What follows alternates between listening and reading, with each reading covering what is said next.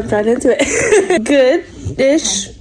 Not really. I don't know how to answer that with just being... In terms of his overall care, are you having any specific difficulties with him in terms of moving him around? Yeah. Positioning? What are your... Well, he has extremely high hypertonia, dystonic movement, and seizures daily.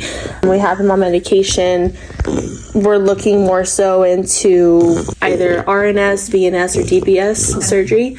Don't want to make a commitment yet. Still experimenting with medication. But other than that, he's alert, he's alive, he's well, but for the most part, he can't even lay flat on his back because of spasms or dystonia, whatever you want to call it. I think we're mostly seeing Dr. Wimberly for follow-ups of, it's Dr. Wimberly today, right? Yeah. For hip dysplasia, keeping an eye on scoliosis, increased tone. I can't open his legs. He can only lay on this side of his body because his oxygen drops and his heart rate goes crazy on the other side of his body. So he has a little tissue buildup right here on his elbow. We got it x-rayed. They said, because I thought it was broken. I thought it was out of socket. But other than that... Does he appear to be uncomfortable when you're diapering or changing him? Has that changed? Yeah. No, 100%. I can't lay him on his back without him going into extension tone or... Who's helping manage his tone? Me? Oh, sorry. We're actually all collaborating together. So a neurologist, 2 different neurosurgeons. So Dr. Terrell, Dr. Swift, Dr. Widmore. We're on and off seeing Dr. Waugh. Hey, buddy. What's up? We got a good team. It's just it's not easy. The answer is he's such a unique case. Not my favorite words to hear, but I just started him on clonidine 2 weeks ago. That's been an adjustment for sure. He was very out of it for a while. And then this past week, I adjusted his dosing and it's been a lot better. I don't know when I last saw y'all, but we did do SPML surgery and that helped to where we can at least start to bend his legs now. Opening is the harder part. Obviously, they do open-ish, but it's a combination of, so I looked at his other x-ray from the past and all of that stuff. So that offers, it's a combination of tone and there's an element of a block so you can feel like his bone where it is and all of that stuff, 100%. Which helps, which it's a bony block in some sense, right? Because it's not necessarily in a good position. It just doesn't move like your hips. And we did just recently do a sedated MRI of the spine to make sure spinal drainage fluid was actually draining appropriately, and all of that came back normal as well. I just wanted to make sure, because he's only triggered on his back, and whenever he is in his seats and stuff too. So he basically lives on tummy time. When he's on tummy time, he's calm, he's good, he's not spasmy, he's not having seizures. It's so weird. But don't like the tummy. And he does, like, have converted strollers, rigged our own things together. At this point, he's still relatively flexible. So see him and bend him a certain way and all that stuff. We continue to monitor his spine and those things. And with regards to his hips, Dr. Wimberly will talk to you about what that looks like in terms of if we ever have to address that and all those things. I understand you're still having some struggles with seizures and such. And then I know you have seen a couple of neurosurgical colleagues at Children's. Have they talked to you about rhizotomies and other tone strategies? So we met Whittemore and Swift, and Dr. Terrell's been, our neurologist, been talking to them and stuff too. They came away from rhizotomy. They think that it would take too much of, they don't want him a lymph noodle, so they weaned that out, and then they decided to go ahead and let's discuss further RNS, the newer surgery, which I'm open to. I've heard good things. Went down the rabbit hole of DBS as well. They said he's kind of on the younger side, but if I want to take the chance that we can, we're experimenting with medication a little bit more still. Not working. Unfortunately, it's kind of a Band-Aid. We know the root cause of all of that. We're trying to get to the root cause of it. Don't really know what that is. And I think the baseline of what we're doing right now is doing an EEG again, like the 80th one.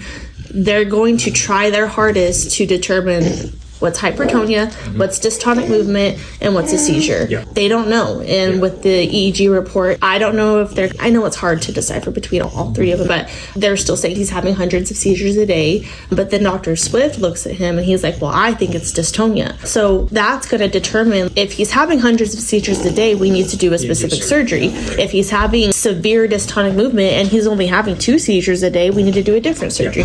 They don't know, and I don't know how they're going to determine it, because that's what we've been trying to figure out for the last 3.5 years, but that's what they're going to try to figure out. And I don't know, all the different brains all together. But that's kind of where we are with stuff. Still, when I last saw you, I don't know, the past 2 years or whatever, still hip dysplasia, monitoring his scoliosis. And it's hard to put him in a stander because he goes into that extension tone. He's living on tummy time for the most part because he's triggered on his back. We can't even weigh him. We can't lay him on his back. I can't. His whole body goes into this, I don't know. It might trigger a seizure. I don't really know what it fully looks like. They're saying it's a seizure. Others are saying it's just dystonia. They're trying to figure out what comes first. Is it the dystonic movement that triggers a seizure, or is it the seizure and then dystonic movement and then it goes into clusters of seizures? Whatever it is, I don't care. Call it what you want, I tell them, but I want it fixed. So that's where we are. In my world, that's so much too cerebral for me. And at least you have all the right people with law and the neurosurgeons and neurologists all thinking. And so I would suggest that you're doing the right thing and figure out what's best, and then somewhere or another try and make him a little bit more comfortable. But I do know that it affects what we're coming to see you for too. So, well, it affects it, but it also makes it where we wouldn't do anything until we figure which is where we were last time. Let's try to get this in order, and it's like we're trying, but I also don't want us to fall off of your radar and stuff too. I still want your eyes on him. Absolutely. The hips have been dislocated since he was before 1, and that to me is a surrogate for a pretty challenging hip. Not one that necessarily 5 years from now we're going to say put it in, because I think that the likelihood of a success is going to be small regardless of how much control you have. But instead managing care and quality of life, etc. So if you're okay and he's not struggling and you're going through this process, we just know the hips are out and we'll deal with them eventually. Time, I think, if I can remember, it was, okay, let's say we do surgery, pop his hips back into place. Because of how severe his hypertonia is, it can literally day of surgery in or after just pop right back out. It would just be an irrelevant surgery for him to... So as you can imagine in my job, I take care of kids like your son all the time. His level of hip pathology is greater than typical because they've been out for so long. The average child with increased tone, the hips are relatively okay at birth, and then over time lose position, and so we intervene at a point during growth where we know where they are and can reasonably manage the outcome. Plenty of those kids are uncontrolled with tone and or seizures. It doesn't rule out putting the hips in a better position. I think for him, the challenge is that they've been out for so long. And so the likelihood of a fit is less good. And if the fit is less good, in addition to tone, then the likelihood of success is less. So I suggest that you keep following up with me. If we ever need to intervene, look at where he is, what they look like at that time, and then talk about what we think is the best decision and do what we need to do to help him out. That sounds good. Setting up is perfect. That's what we want to keep an eye on regardless of what he's doing otherwise, because if his back starts to get stiff, that needs to be helped. It's great. No He problem. goes to chiropractor once a week too. Okay. You happy with that? I do. I think that it really helps the high tone. It calms him down a lot too. Good.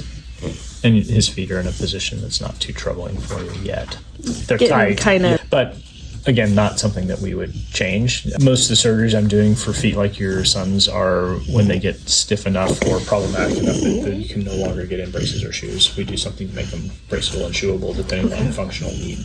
At this age, even though the foot position is not necessarily ideal, it's still flexible enough to get it probably where you need it. So we leave you alone for a bit. That sounds good. You have any questions for me? When do you want to come back? A year? Sounds good. If something changes before that, you let me know. And that's a long time, but hopefully, again, that gives you an opportunity to work with all the other guys that are smarter than me. Hopefully I haven't, don't say it that way. Hopefully I have a better update. Brain surgery's scary, but we'll see. I understand.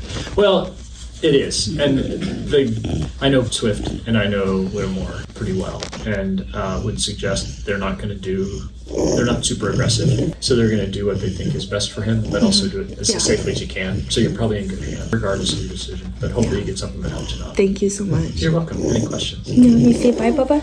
See you. Bye-bye.